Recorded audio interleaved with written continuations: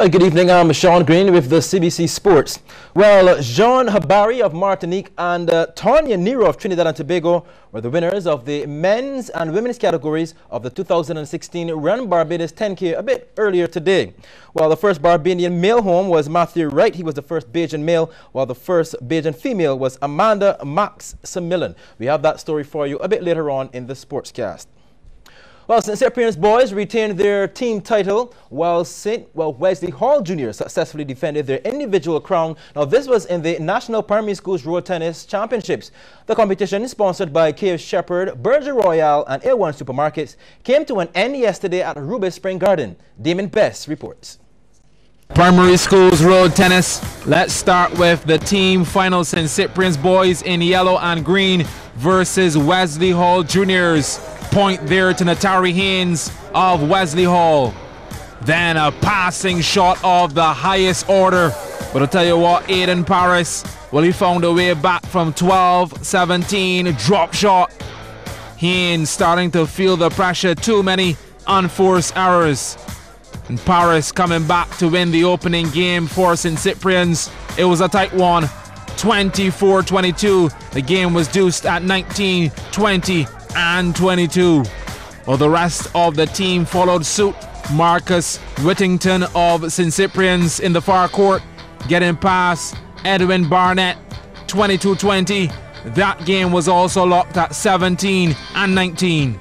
Then Caleb Gaskin sealed the deal, taking the final game 21-16 over Christopher Lestrade. So congratulations to St. Cyprian's for retaining the team title. The girls' individual third place playoff next up. Renisha Stewart of St. Jude's up against Jazara Holford in the far court. Stewart displayed good footwork and hand-eye coordination, eventually taking the third place playoff 21-12 over Holford. Well done. The final now, Serena Bryan playing the younger of the Holford sisters. Solange closest to the screen. Excellent rally before Bryan goes long with the return. Bryan, however, had a smooth forearm and back arm. She's up 8-2 and would continue to keep Solange busy, taking her away from the baseline. Bryan quickly wrapping up the girls' individual title 21-10 over Solange Holford.